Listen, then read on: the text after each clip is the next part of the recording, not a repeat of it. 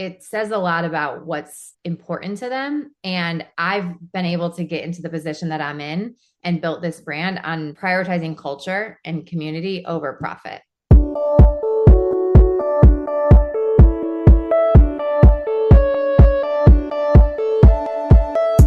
So you want to make an impact. You're thinking about starting a business, sharing your voice. How do women do it that handle motherhood, family, and still chase after those dreams? Well, listen each week as we dive into the stories of women who know. This is Call Me CEO.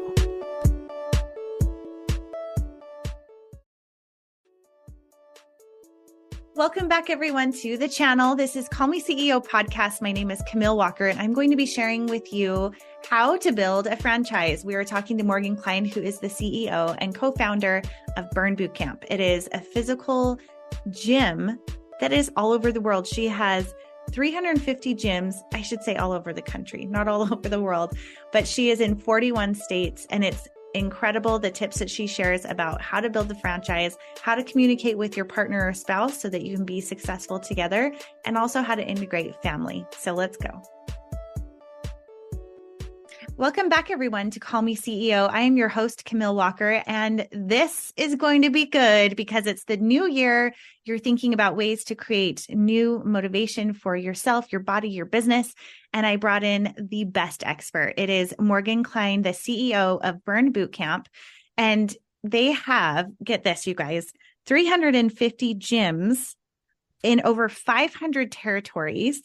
And they are inspiring, motivating, changing the lives of so many people, especially women and mothers. And Morgan is a woman and a mother herself. She's doing all the things. Thank you so much for being on the show today. Yes, thanks for having me. I'm excited to be here. Oh my goodness. Just talking for the last few minutes, we were talking about how this journey started with your husband as co-founders and how you were able to bring this vision to life. How did that all start? Yeah, so my story begins when I was about 24 years old. So about 11 years ago, I was working for Kellogg. So I was in the corporate world. I thought I had it made, the American dream, right? It's like you got that job out of college and you're doing well. I was down in Naples, Florida, which I'm originally from Battle Creek, Michigan. So that is actually headquarters of Kellogg. So again, this was a big deal that I had this corporate job. And so I go down to Naples right out of college. I work my way up to a promotion pretty quickly to the Charlotte, North Carolina market. All along, my boyfriend, Devan, at the time, excuse me, who I have known since sixth grade, was a baseball player. And he was in the minor leagues playing for the San Francisco Giants organization. And he had just been released right before I was getting ready to take that promotion. And he really didn't know what he wanted to do next. That was his plan A. And I'm like, my plan A is Kellogg's, and I'm going to keep supporting us. Like you figure it out. And he decided to start personal training. And he worked a little bit down in Naples, Florida, and just did like the traditional one-on-one personal training in a big box gym. And he pretty quickly understood and realized that, hey, this isn't the way I want it to be. I'm trading time for money. So from a business perspective, it was, how do I, maximize my time as a personal trainer and serve as many members and clients as I can. But it was also this mentality that was kind of in that big box gym of competitiveness and cold and intimidating. And so he created this little boot camp, and it attracted a lot of women that were looking for something that was intense and it was taken seriously, but it had community and it had accountability into it. And so long story short, we moved to Charlotte, North Carolina, and he's like, I am opening my own business. I'm starting my own business. And again, I'm still kind of like, okay, I'm doing plan A with my corporate job and I'm supporting you. Well, we started in a parking lot in 2012 because we're 24 years old. I had a job, but it wasn't anything to write home about from a salary perspective. He had no background in business. We had no business plan, no really proof of concept that a landlord would take us seriously. And so, we got very resourceful, as young entrepreneurs need to. And when you're starting a business, you're like, okay, no one's going to crush my dreams. What can we do? So we went to a gymnastics studio and we said, listen, you don't use this space early in the morning. Can we rent this out, sublease it, and then we'll go to the parking lot in the afternoon? So we did that. And we quickly became this very popular boot camp in the Huntersville, North Carolina area. And a lot of it was because we were just connecting women and connecting. We really focused on empowering women and being Charlotte's fit community of women. So that one space turned into 5 spaces. And we built traction, we built traction, we built traction. And that's when I decided to step away from my job. I was helping him on the weekends, at night, and early mornings, kind of around my job. And I was starting to see this change in me. And I was like, I'm so fulfilled over here being a personal trainer and like really impacting people in a positive way. But I've got this full-time job. So I did it for several months because I am the type of person that's like, okay, you have to do things smart, but you also have to take risks on yourself. And so in May of 2013, I quit my job and I opened my own gym. And so Devan and I started flipping those 5 spaces to brick and mortar. We had 5 businesses in the Charlotte market. And then we started getting approached about franchising. And so that's when the dream really started to get bigger and bigger and bigger. So in 2015, we become a franchise. And now 8 years later, like you said, we are in 41 states. We've got over 350 locations open with several more in development. And it's just been incredible. I've started from, being a 24-year-old, business person that was in food marketing to a trainer to owning my own gyms to, owning a franchise to now I'm the CEO. And along that way, I've had 3 incredible kids and built my family alongside building this brand, and so it's great to be able to obviously share with different audiences what it takes to do that, what I've learned along the way.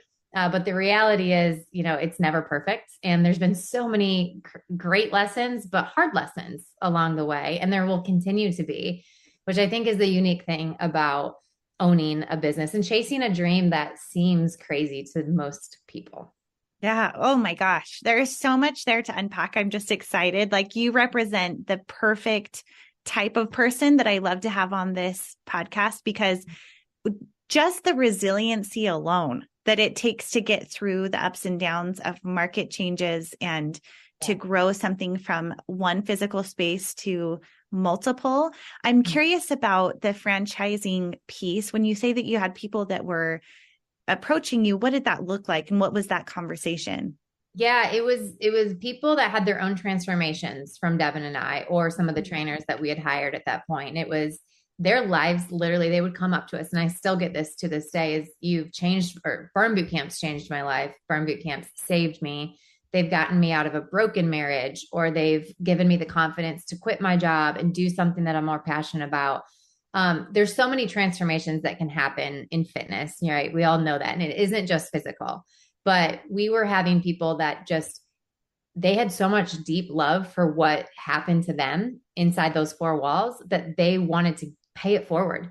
They wanted to go take it to another community or their hometown, or, whatever the case may be. It was very, very organic. And I would say about 95% of our franchise partners now to this day come from within our system. So they come from being either a member or experiencing the brand in some way and having a little bit deeper connection than just a business opportunity. And as you scale your brand and as you scale yourself, even, it's so important to lock arms with people that share that common mission and share, the not just the business and the money part, but they actually care about the people in the brand. They care about the brand. Like, you're putting yourself in harm's way if you are willing to lock arms with people that don't align with your core values, because they are an extension of you and they're representing you. Even if it's a gym that's, 1,000 miles away, they're still representing what I've worked hard to build. And so thankfully for us, it's come very natural, where they're people that started in the brand and they have a love for the brand because they had their own connection to it. Oh, that's like ideal, right? If someone's already bought into the culture and understanding what the values are, how do you maintain quality control, especially like you say, for those places that are across the country and you don't know what's going on day to day? So a lot of it obviously starts from the beginning in the sales process of finding the right partner. So they go through a whole vetting process with my development team, and we're really looking for certain things that they're saying or what their background looks like and what their story is. So we really want to get to know them on the front end. But then once they're in the system, obviously it's our job to hold standards. You can never blame somebody if they don't know what the expectations were and what the standard was. So first, it's about building processes and systems where we're educating you. Once you become an owner, an extension of this brand, here's what we expect from you, and here's how you do it. And so it's giving them the tools and the resources, but then it's also, having a strong auditing system. So we have a secret shopper program where at any time someone can come in and visit the gym and they give us a report. We give the franchise partners that report, and that gives us time to kind of go through it. But I think the other thing is, as a brand, it started with Devan and I. And so, the brand is much bigger than us, even though we're the co-founders, but we stay at the edge of the brand. Like, we are constantly out. We've been to over 85 gyms between my husband and I just this year. It's our favorite thing to do, is travel and actually get in the gyms, talk to members, see what the community is like real time. And we always see what those red flags could look like when we step into a gym. We know what it's supposed to feel like. So it's getting your feelers out. We have an entire field support team that's out visiting gyms outside of myself, other leaders, secret shoppers. We're scanning social media. We have processes in place to make sure that we can identify if someone's doing something that's off brand. And then we're open to hearing members' feedback. So there's always this mechanism where we are listening, whether that's an email, a DM on my Instagram. I take every piece of feedback seriously, whether it's positive or negative. And I always use it as a teachable moment for myself or for a franchise partner. Wow. Can you tell me about a time that you learned maybe from something that went wrong with having a franchise partner, or something maybe to look for if someone listening is thinking about creating a franchise?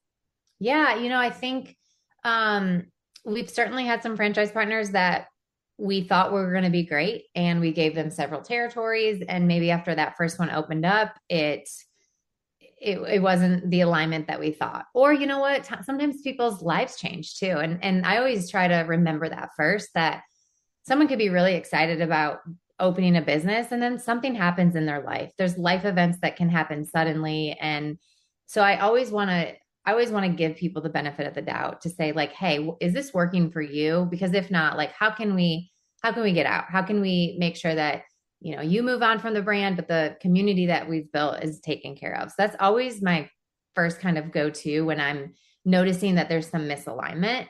But for me, how they treat their members in certain situations says just a lot about what their motivations are. And even just down to like how they handle canceling their membership, and if they are not being people first, which is one of our core values, it says a lot about what's important to them. And I've been able to get into the position that I'm in and built this brand on prioritizing culture and community over profit. And, Yes. as a business, that sometimes people will be like, well, that doesn't make sense. Like, we're not in a non-for-profit. We're in a business to make money, which is very true. But what I've continued to learn and what I continue to share with other people is, when you always do the right thing will come back to you tenfold. Karma. So, some little things like that, just down to how they handle transactional, interactions, I think says a lot about if they're aligned with the brand. Yeah, that makes a lot of sense. And that's actually a question I was going to ask you next. Just from looking through your social media, and you have your podcast and everything, your community strength is so on point. What are some ways that you've been able to, I know from experience from being a part of gyms or retreats, especially with women, transformational experiences bind you so much together, but that's obviously something that you've done extremely well. What are some tips that you have for people who are looking to build community through their business? Yeah. I think for us, it started in the beginning in that parking lot. Like, we didn't have four walls. We didn't have shiny objects. We didn't have these crazy fitness trends. Like, we literally had $600 worth of equipment, and we had the pavement, and we had Devan's speaker system out of his car. And I think in those moments, it taught me like how important just human connection is, and sitting down with people and just actually listening to them and hearing them out and not making it a transactional interaction with them. It's got to be like a transformative interaction every time. And that starts with just you as the leader, whether you're a business owner or you're trying to build something, even digitally. It's how are you connecting with people? Are you responding to those, comments and Instagram DMs? But then in person, it's like, what are you doing to be seen and heard in the community? And what are you doing to make others feel seen and heard? So for us, I think it started all the way back down to those roots of just, we didn't have anything else but each other. And we had to stand out because they could have gone to so many other fitness concepts that had actual brick and mortar. They had to actually intentionally choose, because we're a boutique fitness. So we're charging roughly the same price as some of those other boutique fitnesses popping up at the time. But what made us stand out was our community and how we brought people together and how we created a culture that was not competitive, not intimidating. So we don't have mirrors in any of our gyms. And I honestly do that with intention. In the beginning, we didn't have the resources to even do it. We didn't even have walls, right? We were in a parking lot. We were in someone else's space. But when it came time to us building our own, I went back to times in my life where I felt super intimidated, or I was thinking about, I wasn't allowing myself to get out of my own head. And it's when I'm sitting in front of a gym, working out, looking at my body, looking at all the imperfections, or looking at other people and thinking they're looking at me. So like just little things like that. And it's like, what we call it a blue carpet experience. When somebody walks in the door, we want them greeted with a high five. We're big on high fives. We're big on names. Our trainers and our franchise partners, they have to learn everybody's name. And so these are all little things that we have woven into our culture and what makes us human. And it's just how we communicate, how we connect to them, but then how we get them connected. And so if you're new and you're walking into the gym, we have a process where the trainer is going to introduce you to somebody that's been working out at the gym for maybe a year. And we want to connect those two members. Maybe they work out next to each other that day, but it's just a feeling of belonging. And so many people miss that component when they're trying to build a community. And it's just a transactional deal of like, oh, you're here to work out. Okay, here's 45 minutes. You work out. See you later.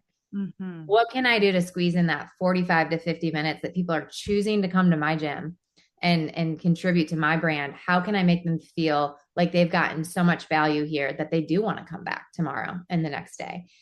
And over time, the connections that I know have been built among our members, I mean, we call them Burn Sisters and Burn Brothers.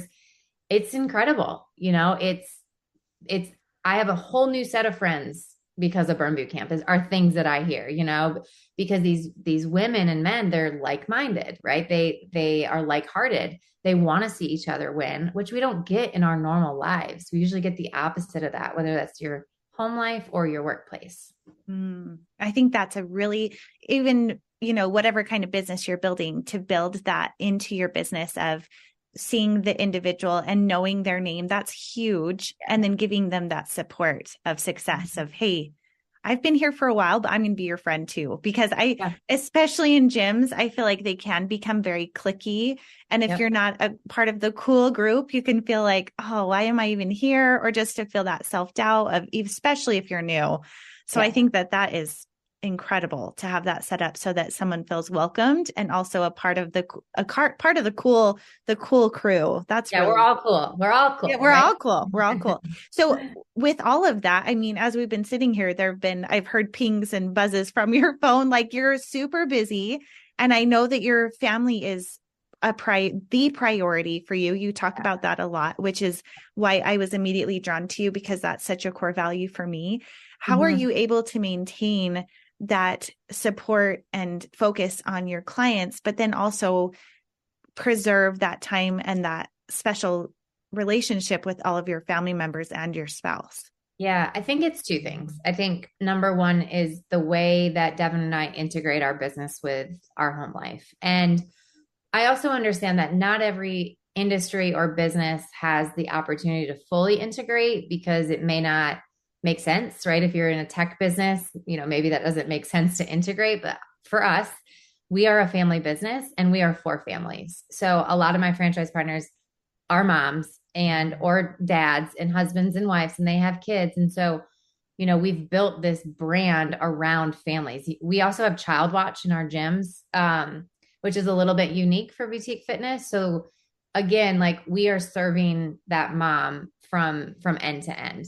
And so for me, I love bringing my kids to work. I don't feel guilty if Devin and I are at home and we're talking about work. Like we talk about things in front of our kids because I think that is all education for them. Now, of course, there's boundaries. So number one is integration. What can I do where I can bring my kids into it, where I don't feel like I'm choosing A or B. I'm a little bit of both at all times. Number two is boundaries for sure. So I'm very strict on, okay, at a certain time, I need to put my phone away. The emails are going to wait. I need to be fully present with my kids, or whatever the weekends are, whatever is most important to me, but also what is most important to my kids. So my kids are the age of 7, 5, and 3. And I've started to talk to my older two about like, what is important for you guys for mom to be at? Is it drop off? Is it pickup? Is it, what is it? And I think that's a conversation that is important to continue to have with your kids because their needs change. As we know, like the needs your kids have when they're a toddler are different when they're 5 and then when they're 7. And then I can only imagine when they go into their teenage years, they're going to need a different version of me and different, relationship with me. And so I want to keep that open communication to say, okay, what is the most important things? And then try to build my schedule around that. Right. And put that first. But then I'm also a very big believer that there will be sacrifices where there's things that I want to do with my kids that I might miss because I have a work trip. I can't always just say no to work because I have an obligation that I've committed to, right? I've committed to being a CEO and I've committed to serving this brand and doing what I need to do to serve the people invested in it.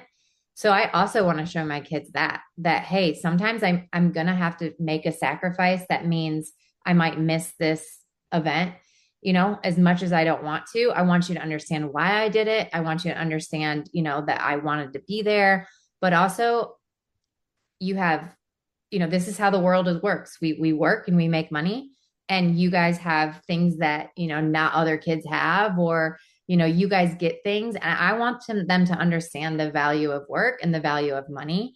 Because that's how I was raised. My mom was a single mom for 5 years. My dad passed away at 5 years old when I was 5 years old. So I watched her have to sacrifice having some dinners with us because she was a hairdresser and she had to work till 7 or 8 and I was with a babysitter. I don't hold that grudge against my mom. There's zero resentment. It's actually, I'm thankful for those times because it showed me that she was actually doing that for me. Mm-hmm. She was making those sacrifices so I could have dance and I could, she could pay for dance and she could pay for the things. And now look what that's done for me. I pride myself in my work ethic, but I also know when I need to step away because my kids need me. So I think it's just staying in tune with what your kids needs and what you need too. So hopefully that makes sense. But I think mom guilt comes because we think we're not spending enough time with our kids. But I think we need to sometimes flip that on the head and say, well, the time that we are spending, is it quality and intentional? And is it filling your guys' cups? And then when you're not with your kids, what are you teaching them? Because as a parent, it's still your job to teach them values and lessons. And that doesn't always mean you're right there with them. Sometimes it's just through the actions that you're taking. Yeah. So that's how I get through tough times. But listen, no one's immune to the mom guilt. I had it a couple of weeks ago, and because I was back to back traveling, all things that we're committed to. And so it's always hard in those moments where I feel like I'm not pouring into them enough, but then I'm off, like I'm not traveling until the end of the year or till the beginning of the year. So now I'm just going to say, okay, now I just sink my teeth into these next 6 weeks of just loving on my kids. And, I think that works for me. Yeah. Oh, I think that's fantastic advice. And the idea that our kids won't benefit from seeing us work hard inside or outside the home, that's Mhm. something that instills the value of hard work and what can come from that. And Yeah. so to think that it has to be either or, I think can be really damaging for ourselves and our kids, because the reality is it's becoming more so that way more than ever. So the fact that you've been able to create a lifestyle which you can integrate them and they can be a part of that and see, I'm sure there are lessons that they're learning and they even share with you, which how cool for them to be able to come. And do they come and work out at the gym? At Yeah, least the oldest? I don't do any personal training anymore. I'm Mhm. just fully in like my CEO hat. Operations and yeah. Yeah, operations. And I will sometimes Evan and I will go to a gym and we'll both get the mic on and we'll go back to our trainer days. But yes, my kids come and work out when Devin and I are like on the weekends every Saturday. It's like 8 a.m. We go to camp. It's part of our routine. We always have events called summits. So my kids go to every summit. I will never let them miss a summit, and they get to see Devin and I on stage. They get to see all of Burn Nation of like our franchise partners and their employees. This past year, we always have like a pop up shop because we're big in retail. Cameron, my daughter, was helping checking people out. Max was helping with the high fives. Like they've modeled for kids activewear before, and so yeah, I bring them in and I show them as much as I can, and they love it. Like Cameron now is like, when's the next summit? Because I want to work it. And she wants a badge that says future CEO as her title. So it's just little things like that where I'm like super proud. Because they're always watching us, whether they're physically with us or not. They're watching us. They're watching what we're doing. And listen, I mean, I'll have to interview my daughter in several years to make sure that this theory sticks. But I am proud of the way that I've been able to manage both. Yeah, that's fantastic. Okay, so one of the questions I wanted to ask you is about working with your husband. That seems to be something that either works really well for people or it doesn't. How Yep. have you been you had mentioned too that he was CEO and then you took over and Yep. you transitioning roles. That's a big deal. Like, how have you been able to manage working as a team and being married and still being married? I mean, obviously you're doing it well, so that is incredible. Yeah, and a lot of lessons, a lot of learning lessons, a lot of hard times of working through how to communicate the best way. In the beginning, it wasn't pretty, like I'll admit. We were both kind of stepping on each other's toes in the beginning Mm-hmm. and trying Yeah, to figure trying it to do out. everything. And so in the beginning, we did kind of get clear on what are your roles and then what are my roles, and let's trust each other. We've got it figured out. So that was in the beginning, but then over time, as we've gotten bigger and bigger and we've scaled more and there's more priorities, um, we've had to just really learn how to communicate well. So we follow the EOS system. And so if you guys are out there and you're working with your spouse, I would highly recommend reading the book, Rocket Fuel. It's by Mark Winters.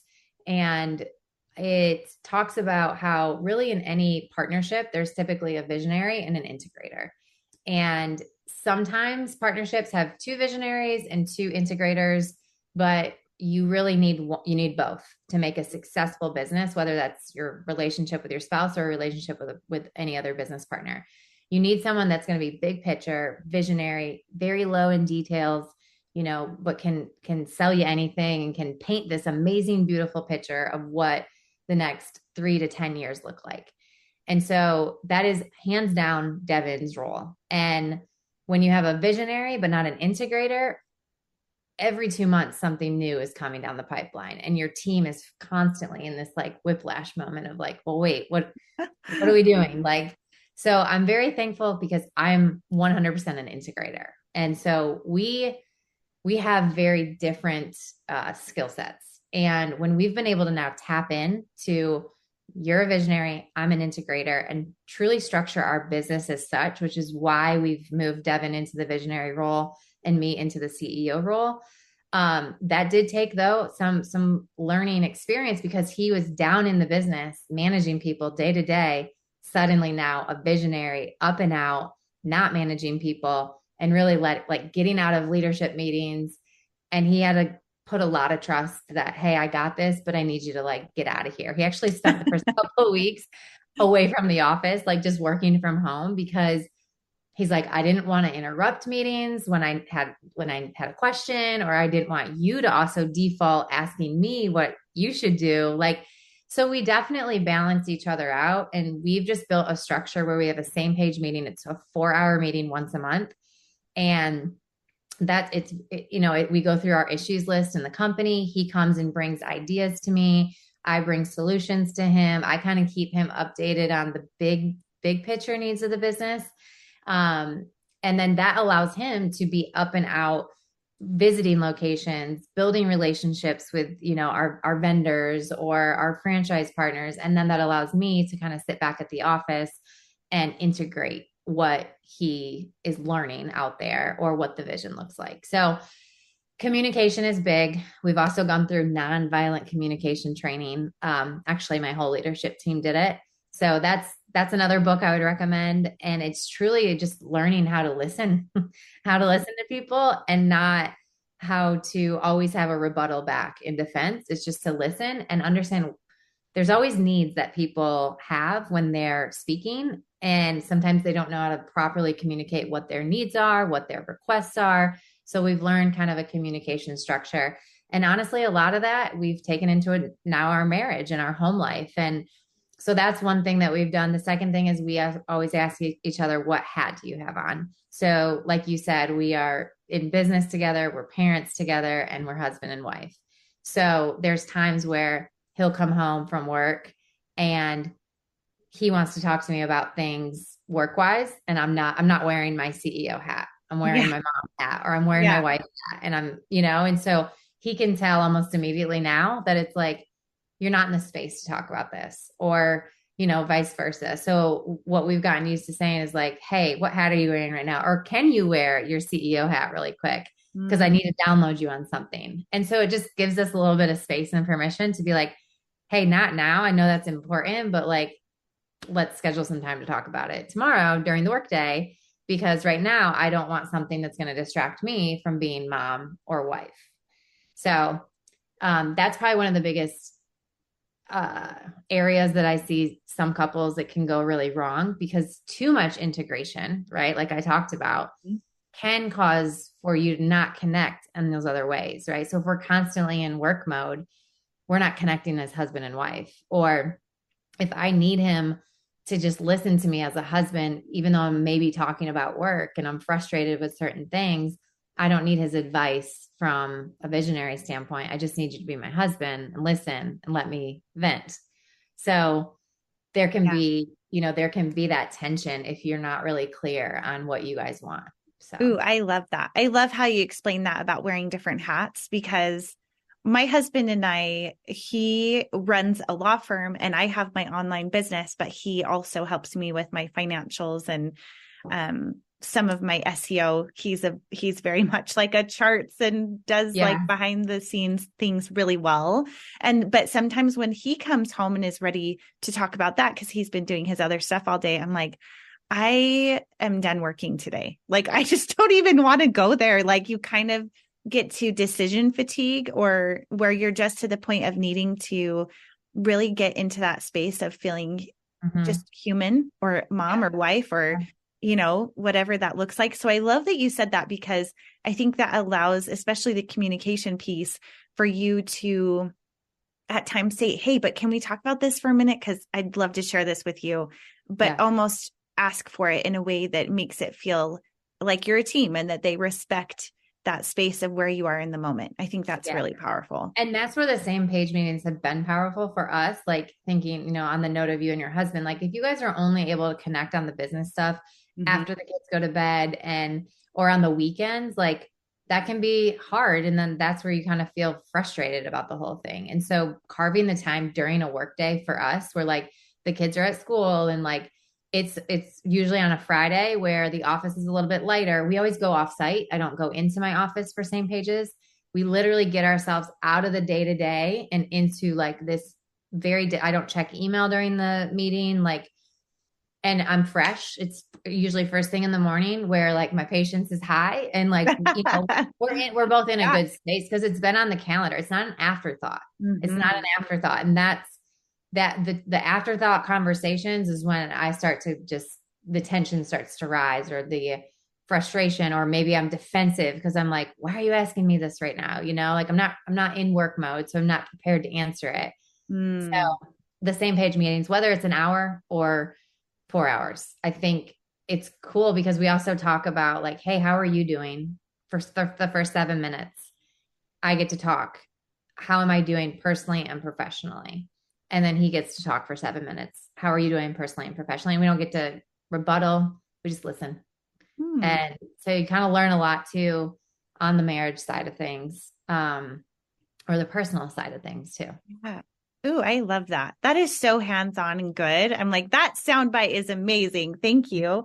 And I Yeah. think that what's really interesting too, and I would love to draw attention to this with it being the beginning of a new year. A lot of us are making goals physically and with whether it's with our business, our marriages, or specifically for you because you do fitness. Yeah. What are some mindset practices that you've done in your life and in your business, or even with your physical motivation that have helped you to stay on target with your goals? Well, I think the biggest thing that helps me stay on target is the accountability that I have around it. So if I'm going to set some goals for the year, whether that's personally or professionally, I want systems that are going to help me be held accountable, because it's very easy for us in our mind to say we want to do things. But once we put it on paper and speak it to other people, it makes it more real. And secondly, it's about who are you surrounding yourself with that's going to help you stay accountable. And so, just from a personal perspective, let's call it, like, I want to start working out more. I'll just give that example.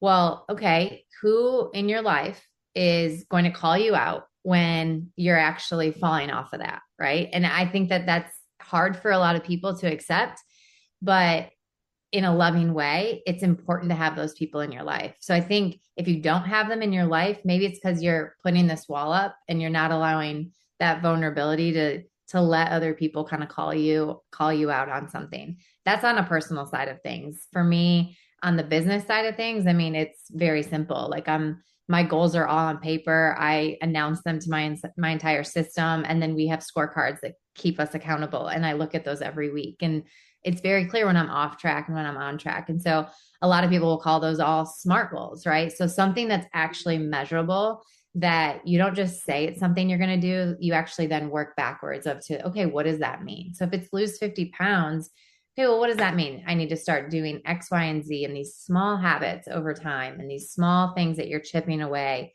at that big goal that you want to hit by the end of the year. Because listen, if you're tackling the new year and trying to create these big bold goals of like losing 50 pounds, 20 pounds, like, is it realistic? Ask yourself that. Is all of those things realistic?